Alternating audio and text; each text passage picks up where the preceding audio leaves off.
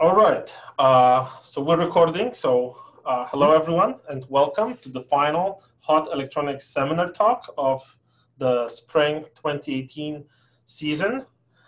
Again, that's the last one, so I'm assuming everyone is familiar with our process, but just to remind everyone, we'll have 1 hour talk followed by a 30-minute discussion.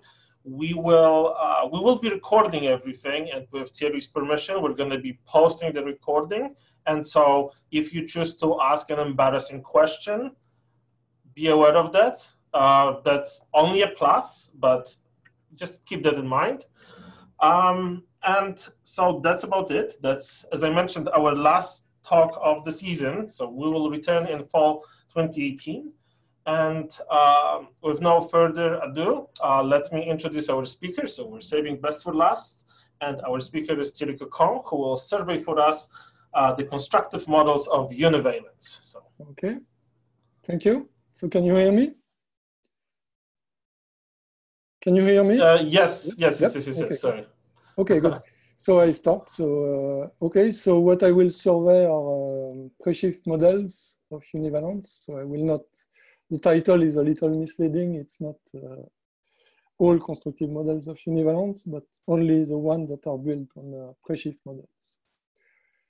So these models, they are, of course, inspired by Voevodsky's simplicial set model.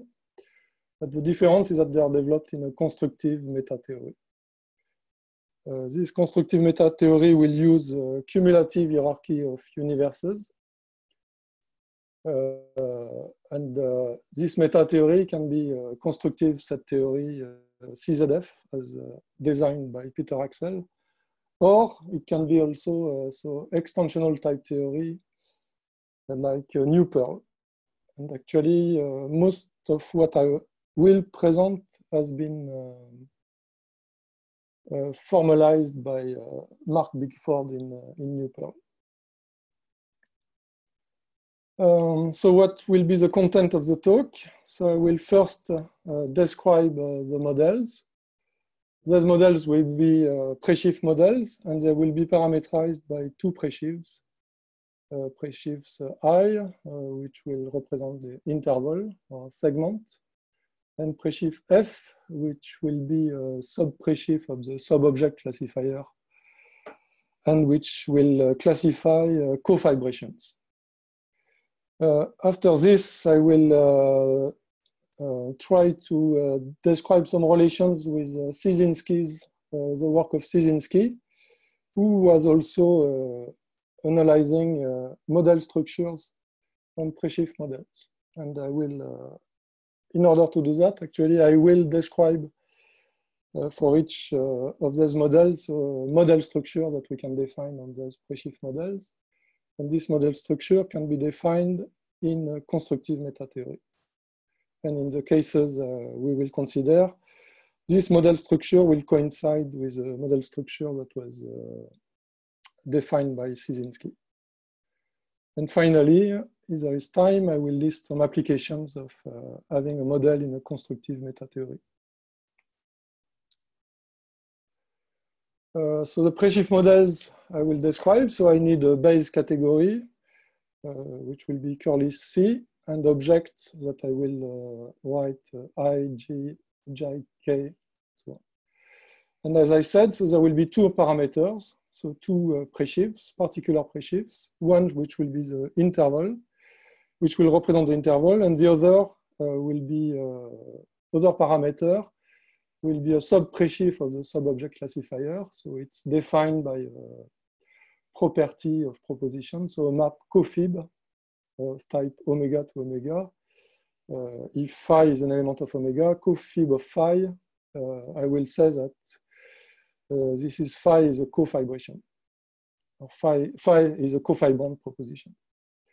So omega is a sub-object classifier. So omega of I is a class of sieves. So I work in a predicative framework. So omega of I is not a set, but a class in general. But F, which will always be, F of I will always be a set. So this will be a sub-preshift of omega. classically, of course, one can take F to be the same as omega, to be sub-object classifier. So what are properties I have to assume on the interval I? So this interval I, it's used to represent the notion of path. So I will, naturally, I will assume two global elements for this presheaf, 0 and 1. And these global elements have to be distinct. So I have to have that 0 is not equal to 1. Constructively, we should assume that each I of k, so I is a presheaf. So if I apply I to an object, I get a set. I have to assume that I of k has a decidable equality. And a further property we can ask about this interval is that it has connection structures, so operations meet and join, which satisfy the axioms that I have listed. But this will be an alternative, actually. There will be a choice to require this property or not. And then, what about the cofibrant propositions, so that are classified by F? So what are the properties? So first I introduce a notation. So if phi is of type omega, so phi is, if k is an object of the base category, phi of k is a sieve on k. I define sub-singleton bracket phi, which is a sub-presheaf of 1, constant presheaf 1. And which is defined as follows. So phi of k, bracket phi of k is 0 if phi of k is a total sieve. Okay. So, so I will use this notation later. I can think of psi, bracket psi as a dependent type on psi in F. And I can describe this alternatively as a sub-presheaf of omega or as a function from omega to omega cofi. A mono A to B, which is classified by a map from B to F, is called the cofibration. So what are the axioms that I need on the cofibrant propositions? So those axioms have been explored by Jan Horton and Andy Pitts in this paper. So these are the following. So first, true proposition has to be cofibrant. Second proposition, a second axiom is that, so if I have a cofibrant proposition phi, and I have a family of cofibrant proposition indexed over bracket phi, then this proposition is cofibrant.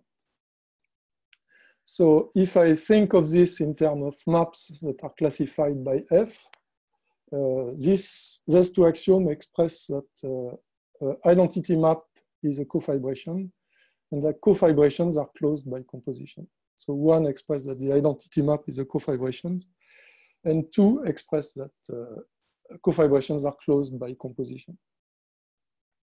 So this is sometimes called dominance. So in the setting of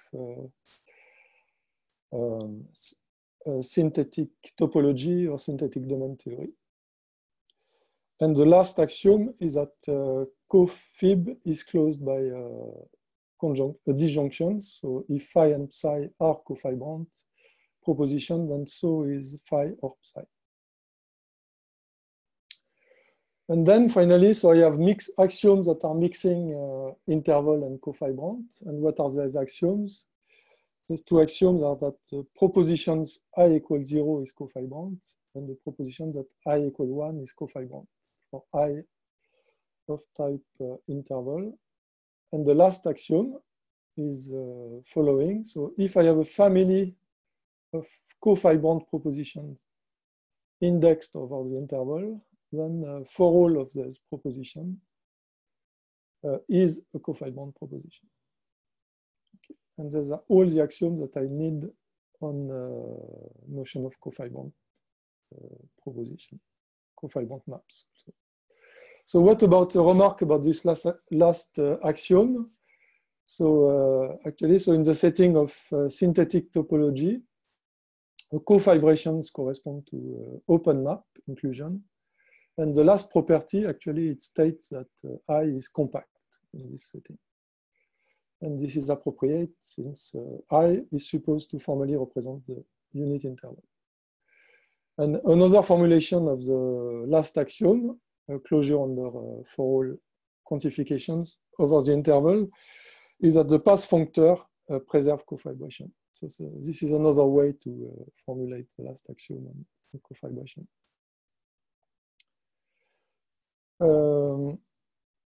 So a strengthening of the axiom 4 that proposition I equals 0 and I equals 1 are cofibrant is the following. I can require that for any I and j in the interval, the proposition I equals j is cofibrant. Okay, so that will be that's a possible strengthening, and this will be used actually for the Cartesian cubical set model. So one of the models that will describe use this strengthening.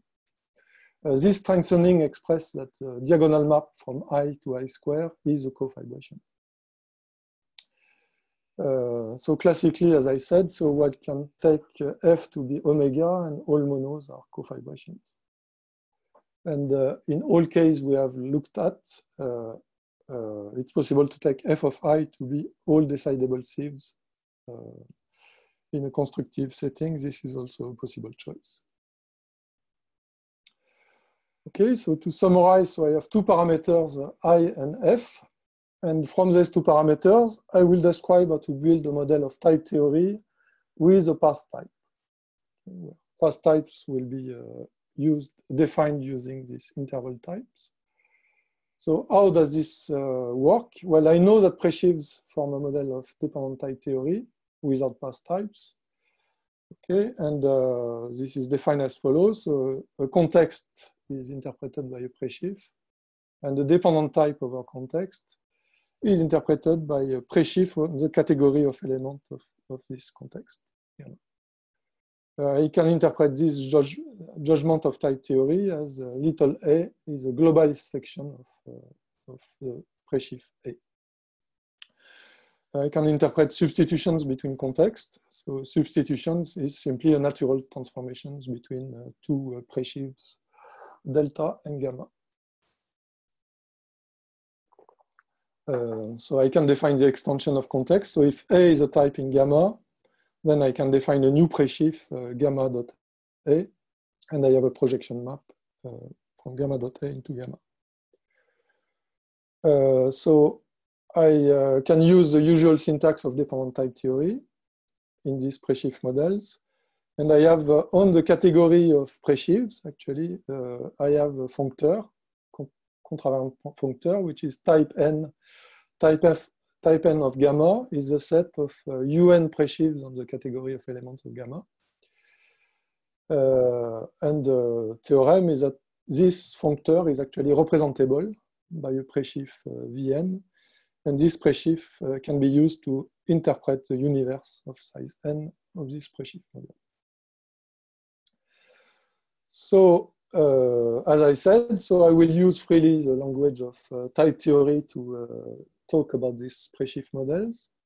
So if I have a presheaf gamma, if I have an element of this type, so functions from the interval to gamma, I can define a new proposition in this model, gamma to be constant, and to mean that for all I in I, gamma of 0 is equal to gamma of I. If I have two type A over gamma and two global sections of this type, I can define a new type of path between A0 and A1. And the definition can be described internally as follows. So if ρ is an element of gamma, then I have to explain what is this type. And an element of this type is exactly a path, so a function from the interval to the type A ρ, which is has the value A0 ρ at 0 and A1 ρ at 1. So now I have these presheaf models, and I have introduced notations for this. So I can describe the notion of fibration. So I will define A dependent type over gamma to be a fibration in the following way. So what I will do is actually to describe a notion of fibration structure. So fibration will be described, given by an operation, which will be an extension operations, which proceeds as follows. So as argument of these operations, I need a path in gamma, I need a cofibrant propositions, and I need a partial section. So a section which is only defined on this, this proposition. And given the axiom that I have on cofibrant proposition, actually this proposition is cofibrant. Psi or I equals 0 is cofibrant. So I suppose given a partial section, we define only on this cofibrant proposition, then this operation is an extension operation. So I can extend any such partial section to a total section. Okay. So this can be expressed internally as a type, phi gamma A. So an element of this type, phi gamma A, will be such an extension operation. And this will be the type of fibration structures. So another way to look at this is the following. So if psi is of type F, then psi or I equals 0 actually define a cofibrations of codomain I. Okay, so defines a map of codomain I, which is a cofibrations. And this cofibration can be seen as a generalized open box. Psi is a tube of this box, and I equals 0 is a given lead. And to be a fibration, it exactly means that the projection map has a right lifting property with respect to any open box. Okay, so what is remarkable about these internal descriptions is that this involves only the interval I and the notion of partial elements. So there is no need to involve higher dimensional cubes.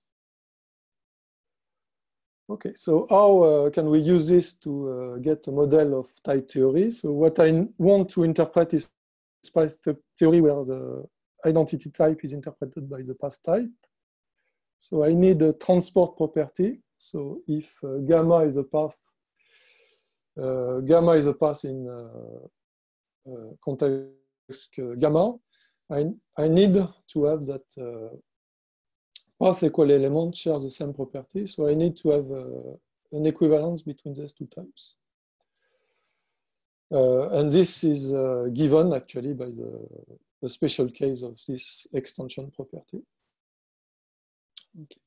So what I need to check is that having this transport property, so to be a fibration is closed by sigma, pi, and path.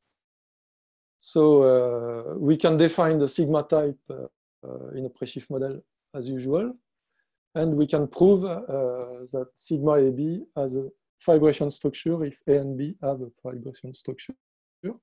So if we try to prove this only with the transport function, then we see that actually for sigma we need path lifting property. Okay. And then if we have a path lifting property, then this will also hold for A and for B, and this will also holds for sigma AB.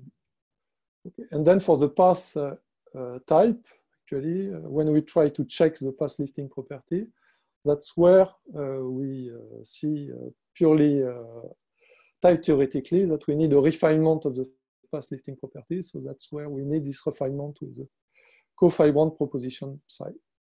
So to have path lifting property, I don't think this is closed by path type.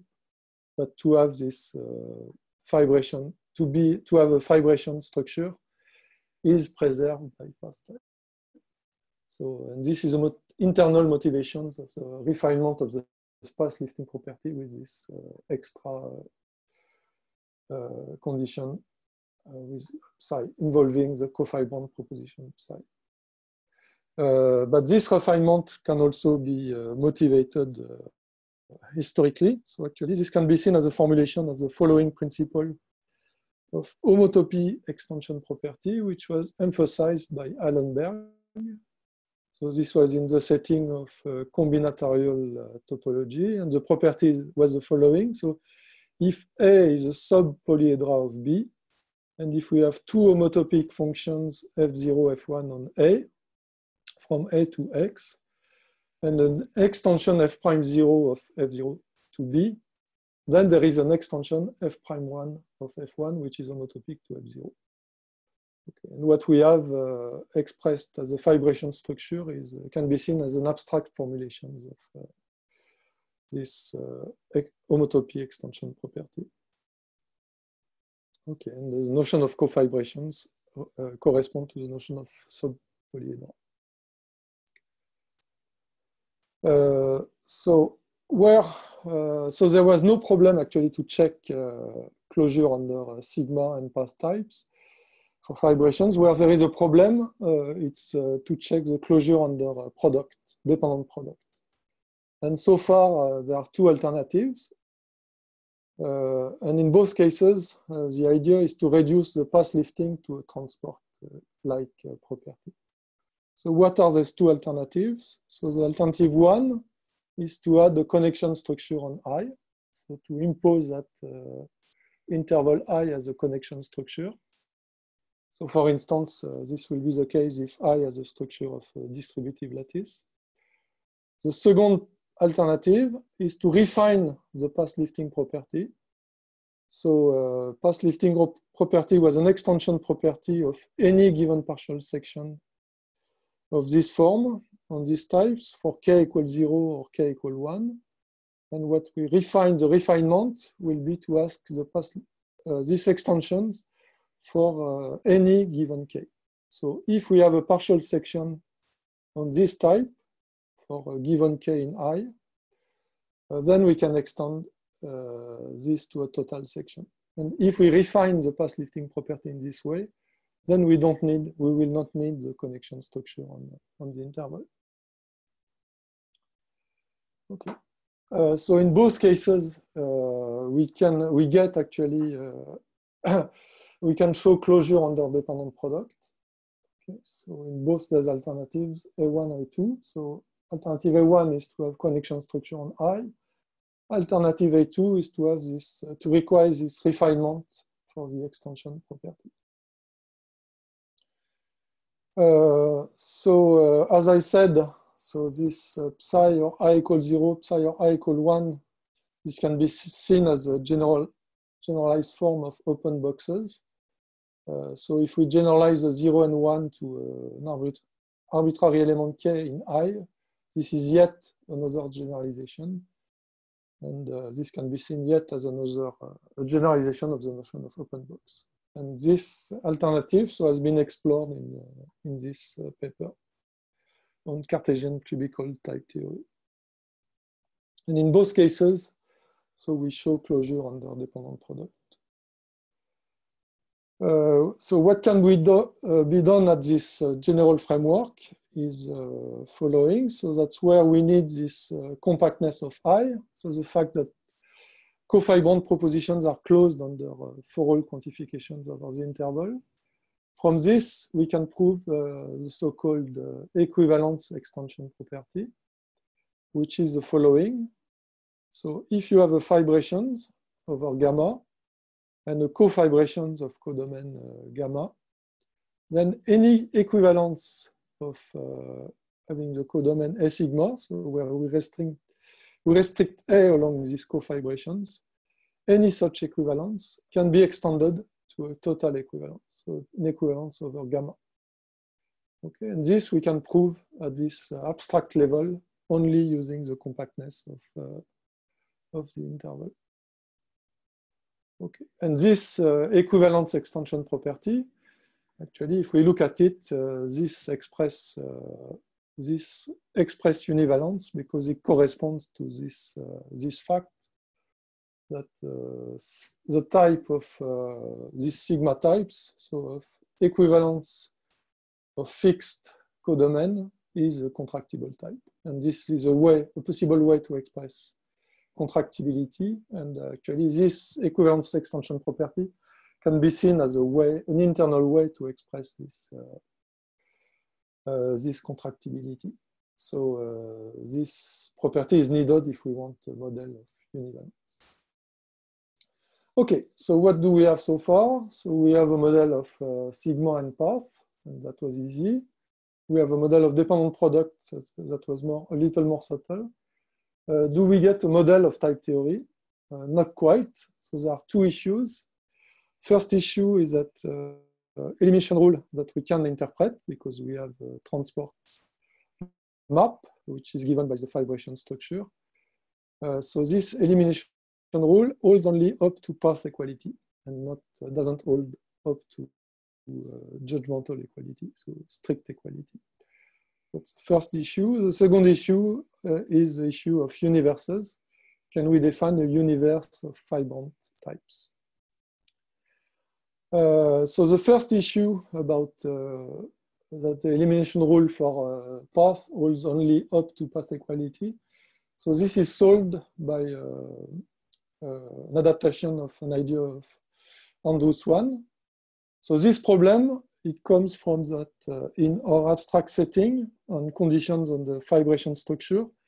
So we have a path lifting property, but nothing requires that the path lifting of a constant path is a constant function, is a constant path. So reflexivity is interpreted by a constant path, and so we will not get that the transport map is an identity function. So what is the idea of Andrew Swan? Well, we modify the interpretation of ID type. So we don't quite interpret it as a path type, but an element of ID type will be a pair where we have a path type and we have an extra information psi. So this extra information is a cofibrant proposition. And we have that on this cofibrant proposition, this path omega is constant. So if we have an element of this type, then we can check that we get actually an interpretation of elimination rule over this ID type. And we get, so this type is built in such a way that elimination rule for this type, elimination rule for J will be valid up to strict equality. So this solves the first issue. So the second issue is not solved in general. So we know at this stage, at this point, we know only how to build universe of fibrant object, provided we have an extra condition on our abstract setting. And this extra condition is that the path functor that we can define, so x, we can associate the x to the I, so the presheaf of path over x on x. So this path functor should have a right adjoint. So if we have this extra condition, then we know how to build a universe of fibrant type, and this universe will be univalent and fibrant. And this has even been done internally using suitable modalities in this paper by internal universes in models of homotopy type theory. So unfortunately, so this property is not satisfied for the simplicial sets model. So up to now, all the properties I've used are satisfied on the, if we take simplicial sets and we take for interval, so delta 1, canonical choice, but this property doesn't hold for simplicial sets.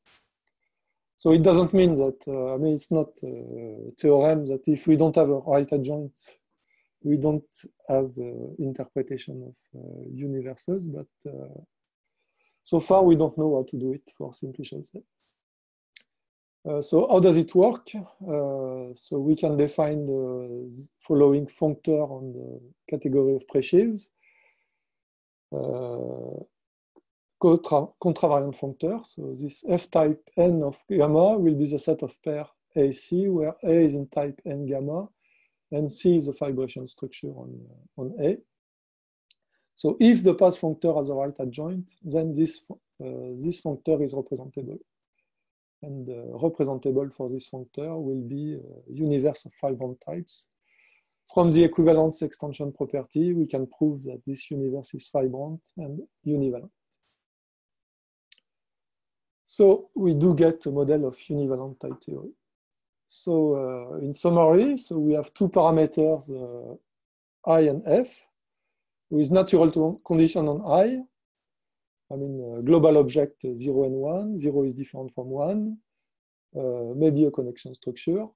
Condition on F that are classically always satisfied if we take for F to be the sub-object classifier.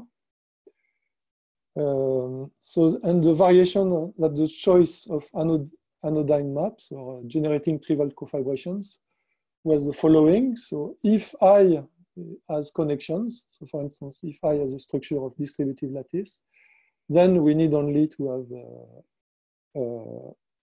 I equals 0, I equal 1 to be cofibration. If I does not have connections, like in the Cartesian cubical sets, we require that I equal j has to be a cofibration. But in all cases, what we need is that the path functor should have a right adjoint. Okay.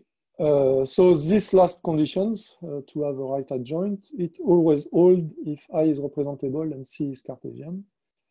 So examples are C can be the Lauvier theory of distributive lattice or De Morgan algebra or Boolean algebra. And then there is a canonical choice for I.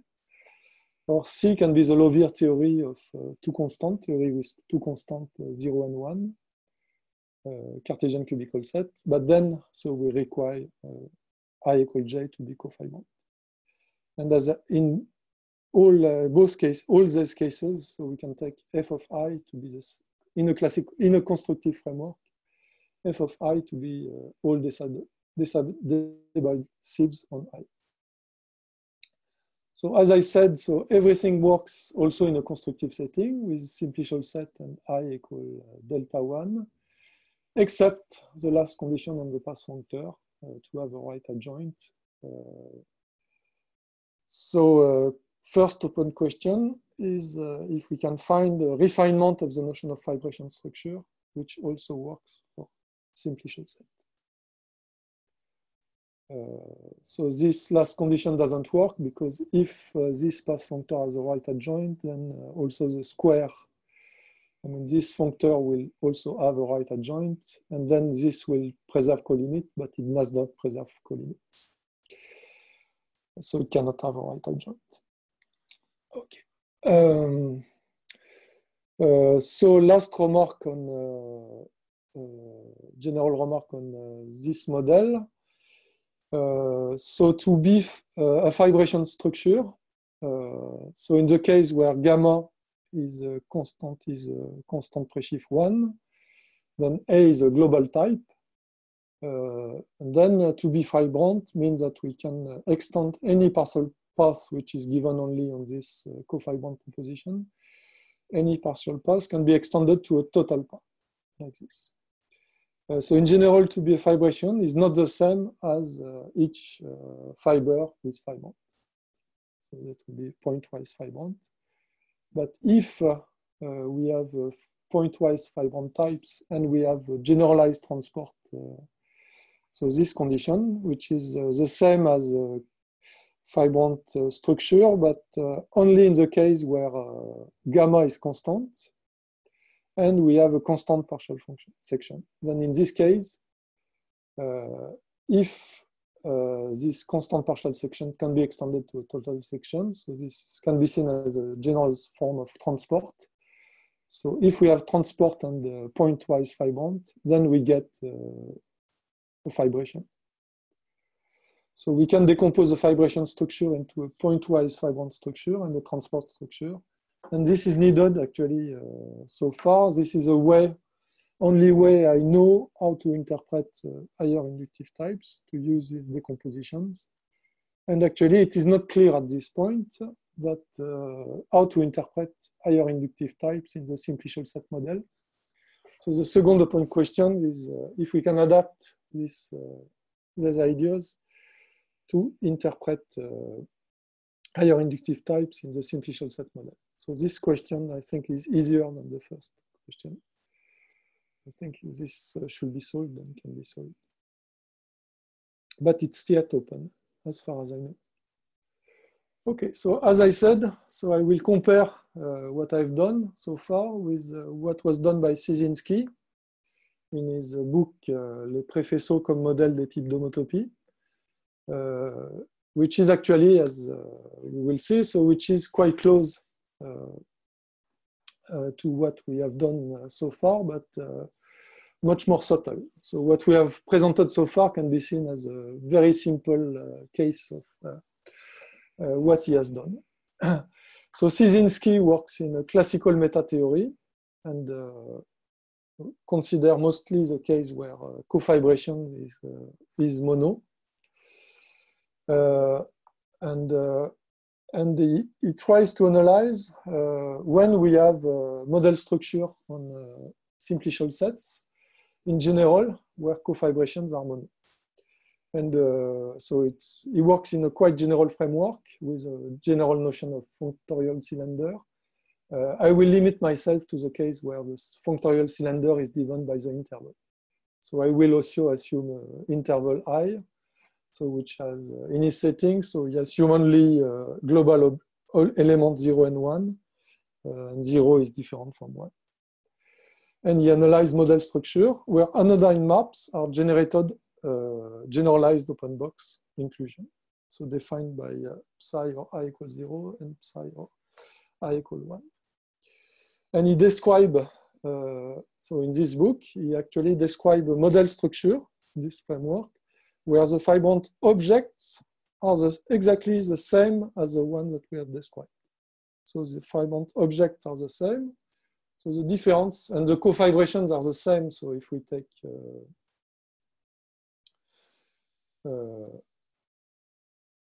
omega to be all, if we take cofibrations to be all mono, cofibrant maps to be all mono, all monos. But where the difference is for his notion of fibrant map, which is much more subtle. So in order to define when a map is fibrant, so this will be defined by orthogonality. So a map will be fibrant if it is orthogonal, so to all trivial cofibrations. But what is a trivial cofibration? So trivial cofibration, in its setting, it's defined to be a map which is mono, so cofibration, and a weak equivalence. And how can we define weak equivalence? Where we don't have choice. If we know what is a fibrant object, we define a map to be a weak equivalence.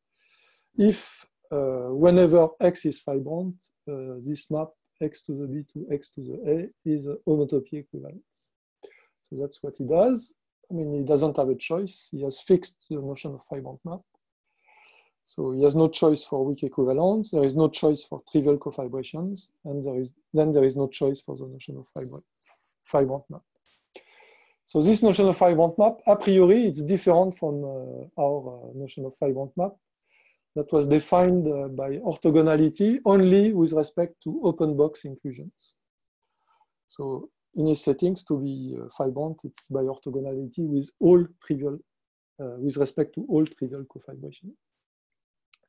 And actually, so as I said, so what we do can be seen as a simplification of what he does. And our notion of fibration is called in his framework the notion of naive fibration. And a model structure, so Cieszynski model structure is said to be complete if the two notions of fibrations coincide. So a map is fibrant as soon as it is orthogonal to open box inclusions. Okay. So in our framework,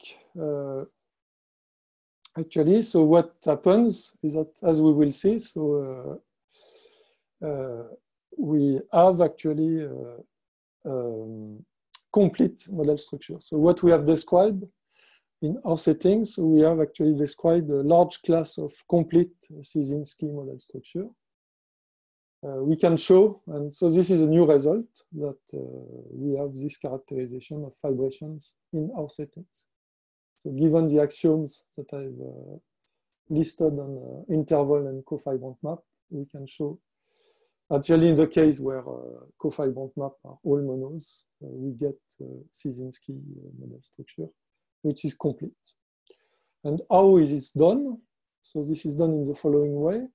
So first, we show that we have a model structure, and this model structure was defined by Christian Sattler, and but with a different notion, different definition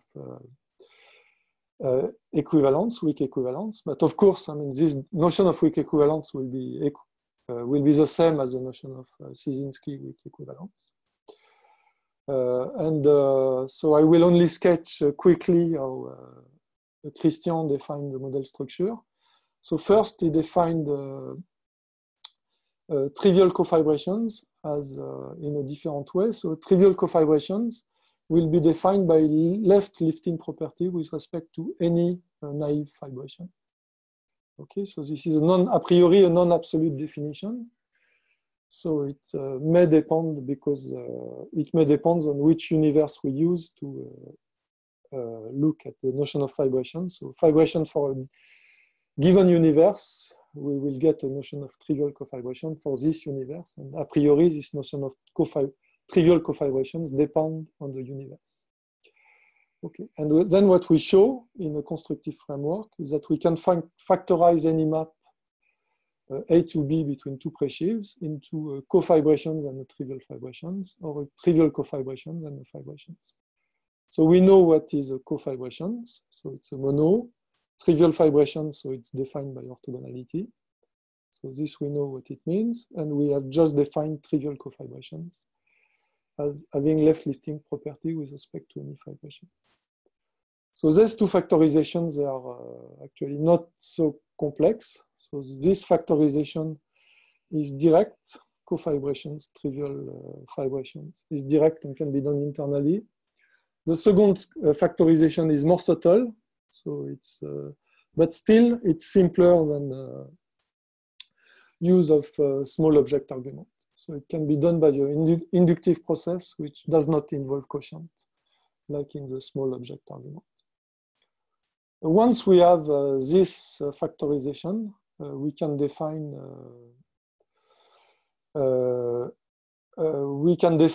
what is a weak equivalence in the following way. So we factorize this map as trivial cofibrations and fibrations, and we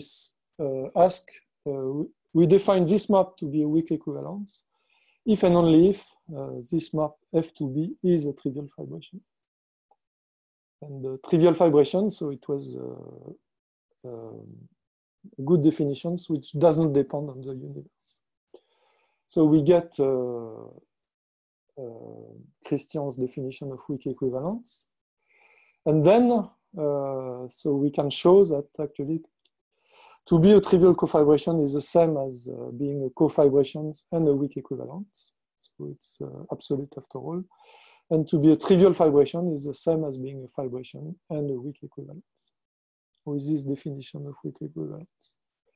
And we get a Quillen model structure. And what is crucial in this argument is the following property, is that any fibrations can be extended along a trivial cofibration. And I think so that was what was missing in that what is new with respect to Ciesinski analysis is that we get a proof of this because we have a univalent universe. So this can be seen as an application of type theory to homotopy type theory. So to get a proof of this fact, so any fibrations can be extended along a trivial cofibration. So the proof of this is direct if we have a fibrant universe, because which classify fibrations, because to have a fibrations over delta is the same as having is the same as a map from delta to the universe of fibrant types. We know that this universe is fibrant. So if we have a trivial cofibrations delta to gamma, since UN is fibrant, we can extend this this map from delta to UN to a map from gamma to UN. So we get that any fibrations can be extended along trivial cofibration. And this is really the key in the proof that we get a Quillen model structure with using those definitions.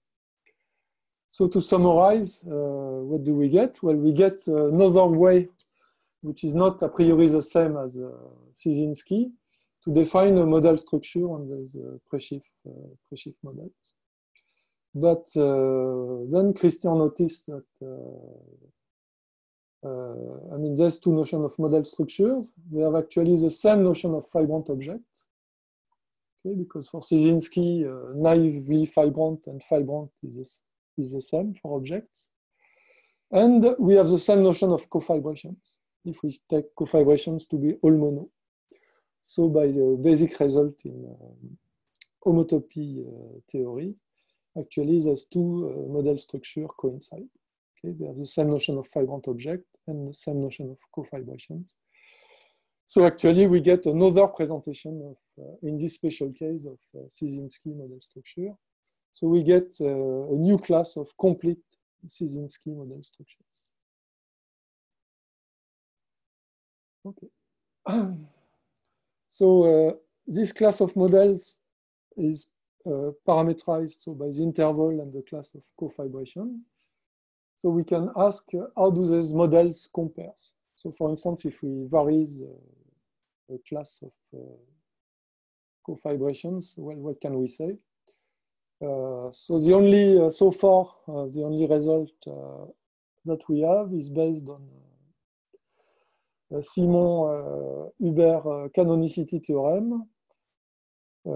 So we at least know that, so if we have a closed term of type naught in type theory, which use univalence, and we interpret this term in these models, so we get this term will have the same values in all these models. And this follows from this canonicity theorem of Simon.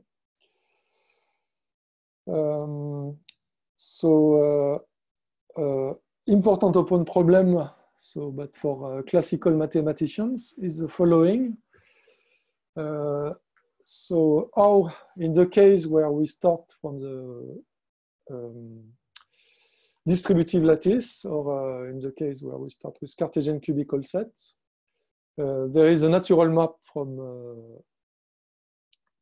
Cartesian sets to simplicial sets.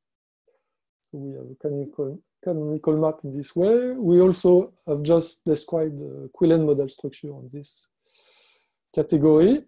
There is a Quillen model structure on the simplicial category. So does this map define a Quillen equivalence? So this is completely open at this stage. A related question is, so in a classical framework, we get various models of type theory, univalent type theory. Do these models validate excluded middle? And this is also open for distributive lattices or Cartesian cubical sets. Yeah. So what I've described so far, so it's quite nice that actually most of the results that I presented have been formally checked. So we can use, for instance, we can use, and I said that as a meta language, I can use NuPerl. So actually that's what Mark Bickford has done. So we can use NuPerl as a meta language, and we can start to define preshift model in NuPerl. So we can define what is a category as a NuPerl type, and then we can define internally in NuPerl this preshift model. So this has been done actually. So the general notion of preshift model has been completely internalized by Mark Bickford. In Agda, in the system Agda, so by postulating natural axioms so that we know all the preshift models. So Ian Horton, Andy Pitts, and Dan Licata, so I've checked actually most of the results that I have presented.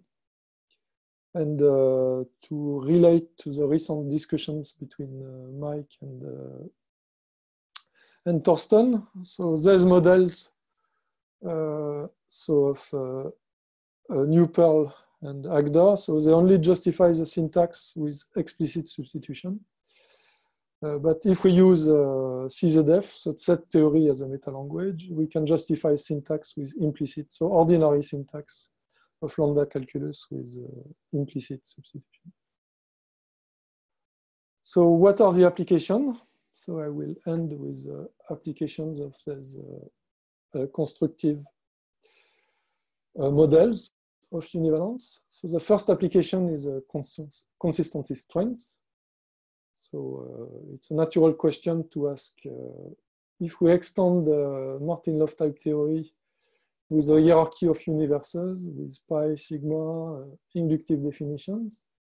So there is a notion of provably total functions. So what are the functions that are from n to n that are defined by a Turing machine and that can be proved total in this formal system? So natural question is, well, if we had the univalence axiom or propositional truncations, can we prove, can we get new total functions, new provably total functions? So it follows from what I've presented that this is not the case. So the axiom of univalence and adding propositional truncation does not add any proof theoretic strengths to type theory. And this can be done in the following way. So meta theory can be, as I said, constructive set theory, so extended with a hierarchy of universes. And this formal system has been completely analyzed by Peter Axel in this paper. And he has shown actually by mutual translation that this system is mutually interpretable in the type theory, ordinary type, dependent type theory with a hierarchy of universe. So they define the same probably total function, these two systems. And since the model have been described can be done in this set, can be described in this setting, then we don't get new probably total function. Or alternatively, so it can be done using new Perl as a meta theory. So new Perl is known to have the same proof theoretic strengths as ordinary type theory. So this is the first application. Second application of this setting is to add impredicative univalence universe to type theory. So it was expected since we get constructive model and that we know, so in an impredicative constructive meta language, we know how to interpret impredicative universe. So using omega sets or assemblies. So it was expected, but non-trivial, that we can actually get a model of impredicative universe. And this has been done in this paper. So a way to present this, and this is the way actually this is presented in this paper, is that what we have done so far, so this Preshift model, actually, it can be done in a setting where we use extensional type theory. So as I said, so it can be done in NuPerl, which is an extensional type theory, but it can be done as well if we have an extensional type theory with an impredicative universe. And the point is that we know how to get a model of extensional type theory with an impredicative universe using omega sets. So we can do this construction of this model in this setting. And if we do that, actually, we get a model of type theory with an impredicative universe.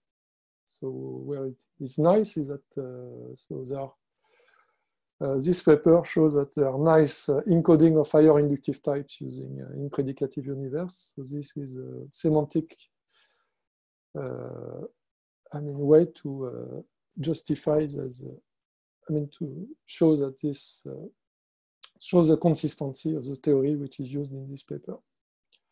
So the third question would be, can we use actually this model to show the consistency of Church's thesis?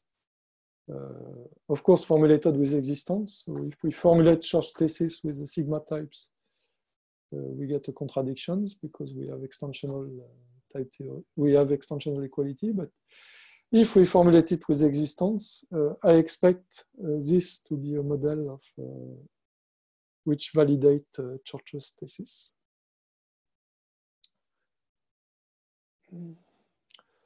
So the third application is so application of that we also was expected, okay, because if we have a constructive model of univalence, so we expect that this model in a constructive setting, so functions from Cantor space to natural number are uniformly continuous. Okay, but this is a rule, but can we build a model of a univalent type theory where it's a valid statement that all functions from Cantor space, so the space of functions from 2 to n into natural number are uniformly continuous, and this fact is provable in this model. Okay, so we expect to do that because we have we know how to build Schiff models where this uniform continuity is satisfied. But the question is if we could combine this model and Schiff models, and actually it's possible to do it. And the idea really is to use the fact that this flexibility that we have on the model construction, that this model construction holds for any pre-Schiff models as soon as we have an interval type and a type of cofibrations satisfying some natural property.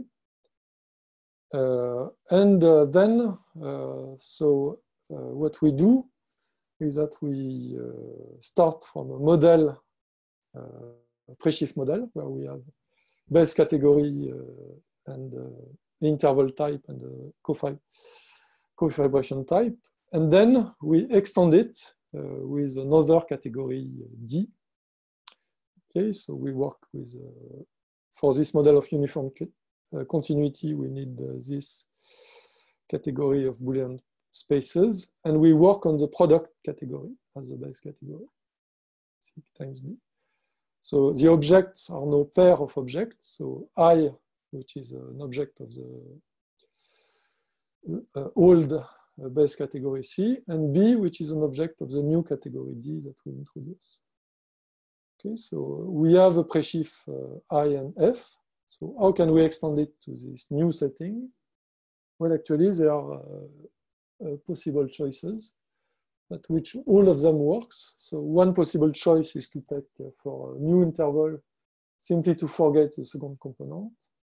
And for cofibrant propositions, so we can also forget the second component, or we can take all decidable sieves on this object. So both choice works. And if we do that, actually, we get a model of pre-Schiffs, new pre-Schiff models, where we have access to this new component D. And this new component D is good because now we can actually internalize this notion of sheaves. So in this base category D, so the idea will be that we have a covering, notion of covering on this base category D, but now we can express it internally as in this new pre-Schiff model as a new pre-Schiff types cov. And so how will we formulate the Schiff condition, which will be actually closer to a stack condition. So this will be expressed in this setting as a family of left exact modalities, which is a family indexed by this pre-Schiff of covering, and left exact modalities in the sense of this paper. Okay. And if we take the objects that are modal for all these modalities, we get a notion of sheaves, generalized notion of sheaf. So this actually, to be modal for this modality, it really expresses that the canonical map for from a pre-Schiff to the pre-Schiff of descent data is an equivalence. That's what is this Schiff condition expresses.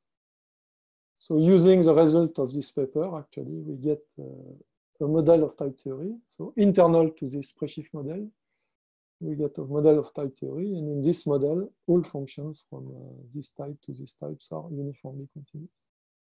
And the variation of this model, a variation of this idea is a model of univalent type theory where countable choice does not hold. So we get that countable choice is actually independent from univalence and propositional truncation. And I think I will stop here. And yeah, I have some references at the end. Okay, thank you. All right, thank you very much. I'll now unmute everyone so that we can thank Thierry. So there we go. All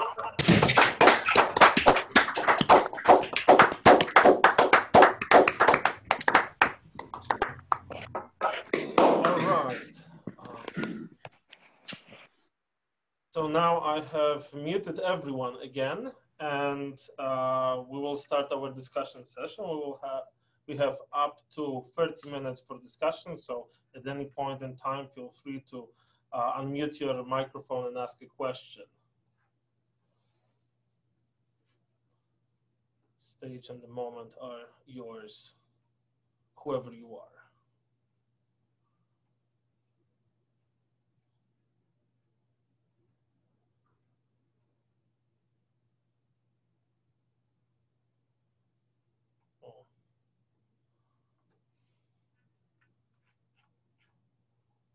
I have a question. All right, Steve. Thierry? Yeah. Is he there? Thank you. Thank you, Thierry. That was an extremely useful overview of some recent work, and I found it incredibly clear and helpful. Thanks for that. I have one small question. I understand how to weaken the or maybe put it differently, how to make the model in the Cartesian cubical sets by modifying the lifting condition for the fibrations by using arbitrary points of the interval rather than endpoints of the interval. And that makes a model of type theory in the Cartesian cubical sets. Now, I also know how to make a Quillen model structure on the cubical sets with connections following Christian Zattler's proof. I also know how to make a Quillen model structure on Cartesian cubes by a transfer theorem, transferring the model structure from the cubes with connections to the Cartesian cubes.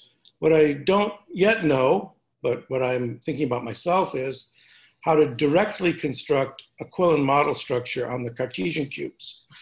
It seemed to me in your talk, you were suggesting that one can do that using the same methods as in Christian's proof. I have not seen that anywhere. Is that what you're saying, and has that been done somewhere? Yes, so I am on mute, or how does it work? Yep. No, we can hear you. Yeah, okay, good. Okay, yes, so that's what I was suggesting, yes, exactly. So so what you have, because, so the one key point in Christian's model structure construction is that you have a universe of fibrant object which is itself fibrant. And this you have in the Cartesian cubical set model. Mm-hmm. So, that's, so then you can follow, you will get that any fibrations can be extended along trivial cofibration. Okay, yeah, I can see that. So what has to be checked carefully, and what I claimed in the slides, but okay, is this factorizations of any maps. So the factorization of any map as so this will be trivial cofibrations followed by fibration. That's and the hard one. As soon as you have this, you can follow that's right. Christian argument, and you get. And I think this. I mean, I'm pretty confident that this holds because we have had this very similar setting. But I mean, this is where I see that there is a potential problem to be checked. But as soon as we have this, I'm pretty confident that all the rest of Christian's argument goes through. Yeah. But, okay. I agree. We should discuss this. Yeah. Soon. Yeah. That's that's a good actually. Yeah. And then so there is. So since you said that you have, by transfer. So you can transfer a model structure from, okay, and get a model structure on Cartesian cubical set. Then there is a question of how to, if what I say is correct, that we get a model structure in this way. That's right. How do these two model structures Precisely. yeah, are they the same? And that will be yeah, that's precisely. Yeah. There's a transfer result due to Emily Riehl and a few other authors, including also Richard Garner, and you can apply that result to the cubes with connections in order to get a model structure on the Cartesian cubes, but it doesn't provide an explicit description, for instance, of the generating trivial cofibrations. And so there's a question about comparing the transferred model structure with another one that you might have constructed in some other way, for example, by Sattler's method, or simply giving an explicit description of the independent description of the transferred model structure. Yeah. So I look forward to talking to you about that. Yes, I look forward to this. Yeah. And actually, I'm thinking, yeah, maybe, hopefully, so this will be the case that so one cannot describe really the notion of trivial cofibrations, but maybe the notion of fibrant objects. Yeah. Hopefully, the notion of fibrant object will be simpler to describe, and then hopefully we have the same fibrant object and same cofibration. So I think it should be. I think it should be the same. Yeah. Okay. Thank you. Yeah. Thanks. I have a question. So earlier in the talk, you made a remark about how the models that are formalized in NuPerl and AGDA validate or justify only the version of syntax with explicit rather than implicit substitution, but that a version in CZF would justify the implicit substitution. Could you elaborate on why that is? Yes. So when you check in NuPerl, when you check the model with, when you build this Presheaf model, actually what you build is really category with family, a model of category with family. So you build, you define what is the context. The context is a Presheaf. You define what is the type over this context. And then you define what is the substitutions between two contexts. Substitution will be a natural transformation. So what you get in this way is really a model of type theory with explicit substitution. So you have, you check the axioms of category with families. And unfortunately, so this, so it's not clear how to interpret the usual syntax, ordinary syntax of lambda calculus in a general category with family. So that was analyzed by, in detail by Thomas Streicher. And there is a problem when you want to interpret the application. So you see that you cannot do it abstractly. You cannot interpret the usual syntax in a category with family, an abstractly given category with family. But what happens, so if you look at what Thomas Streicher has done, and if you look only at the particular case,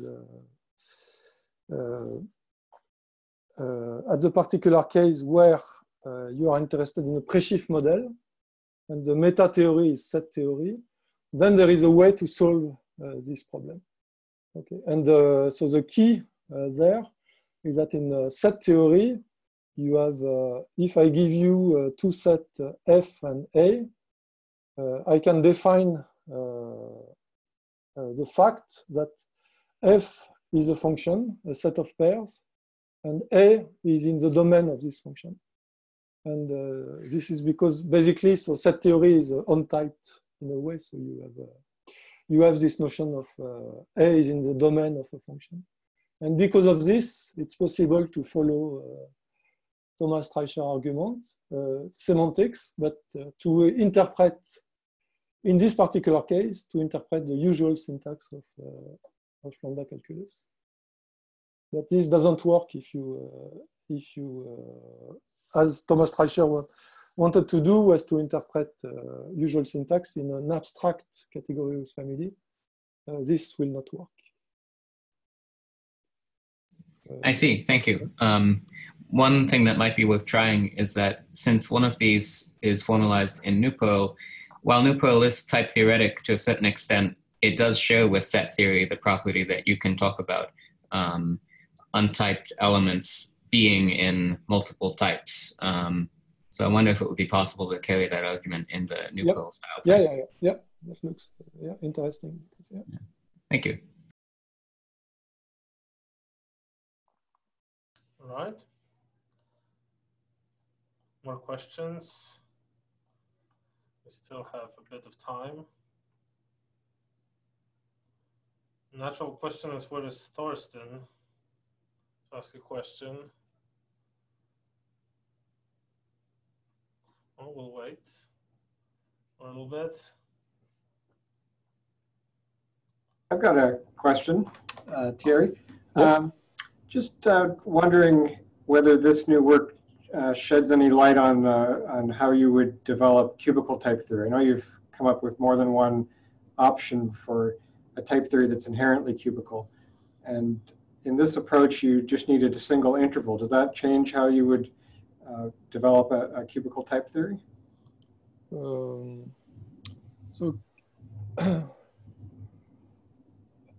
Yeah, so as I said, so for the base category, base category, if you take for base category a Lovier theory of distributive lattice or Boolean algebra or De Morgan algebra, or simply structure with 0 and 1 with two constants, then actually in all these cases you can design a type theory, which will be some form of cubical type theory. So now the problem is that there are too many models, so and too many possible type theories. So which one should we take? And so I think, I mean, that's a big, actually open question at this stage. So how do we compare all these different models? And unfortunately, we know very little about how the models compare. What will be very nice if we can prove that some of these model is equivalent in some sense in the model of simplicial set, if we can prove it in the classical meta theory. So then that will be a criteria actually to take it as a cubical type theory should be based on this. But at this stage, actually, it's not even clear if to have this semantical property, how does this semantical property interfere with the type theory that we design? I mean, so Christian has some counter-example. So if we take, for instance, if we try to build a version of cubical type theory based on Boolean algebra, okay, so then it's known by Christian as a proof that the natural map between the two models that we have is not a Quillen equivalence between simplicial set and the cubical sets based on Boolean algebra. So this is a negative result, but is this enough conditions to say that the cubical type theory based on Boolean algebra is not a good type theory? We don't know yet. So we don't know how to reflect the semantical fact in a syntactical way. So there are, yeah, so that's where we are at this stage. So okay. Yep. Thank you. Right. Anyone else?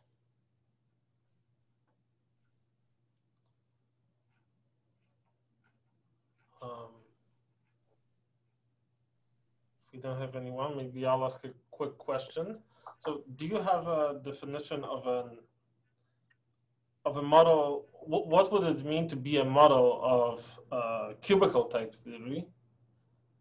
because in many ways you're changing syntax of type theory, you're changing what the contexts are. And so you somehow need to adjust what a category of families would be. So I was wondering if you have a notion of an abstract model of cubical type theory, and then have you checked that any of these models are models of cubical, are such models, the models that you discussed here? Yeah, no, that's also a very good question because no, we have been working on this. Okay. Started to work on this with Simon Hubert and Christian Sattler actually. So in order to prove in a good way properties of cubical type theory, so it will be nice actually to have this notion of generalize the notion of category with family to cubical category with family. And so we have some tentative proposals so far, but nothing definite yet. But this should definitively be done. And I mean, we see that it will be important to have a nice presentation. Meta theory. Along those lines, in the end of the Real Schildman Synthetic Theory of Infinity Categories paper that Emily talked about earlier in the seminar, there's a tower of vibrations that includes the Q variables and the phase formulas and then the dependent types. I don't know. Yeah. Good, yeah. So we should look at, I mean, so we have a precise actually application in mind. So that's the application that we have in mind is to prove normalization or canonicity property for cubical type theory with a gluing construction. So we should check if we can use this framework. Actually, the framework that you just mentioned, if we can use it to do this work. Yeah, thanks. Okay, any other questions? Comments, suggestions? Okay, then I'll just continue on my question maybe. So you said you're defining a cubical category with families. Is it really a cubical category? Like, is it in a sense of a category enriched in cubical sets? Is that like the key change that you need to make in order to model cubical type theory, or? Yeah, in a way, yes. But, okay, maybe is it a cubical category with families, or is it a cubical category with families? Yes, that's one component. Yeah. But as I said, I mean, the test will be that if we can follow the gluing, I mean, this idea of proving canonicity via gluing constructions, if we can use it, that will be the test for this notion of model. It's difficult to say more at this stage on this. Yeah. Okay. Okay. We'll wait a second for some more questions.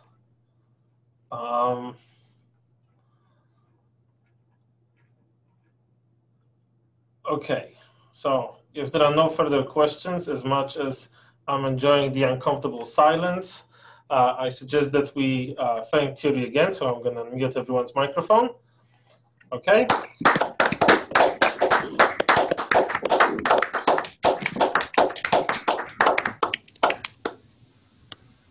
And mute again. All right. So that is it. This is not only the end of today, it's also the end of spring 2018. And we're going to resume in September 2018. I just learned that the Trump-Kim summit was canceled. So if the world still exists in September 2018, we'll certainly see you then. Otherwise, well, we had a good run. And yeah, thank you very much. So that's it. We should, because this is the last one, thank the hosts that have put this on and organized this wonderful series as well. So, thank you.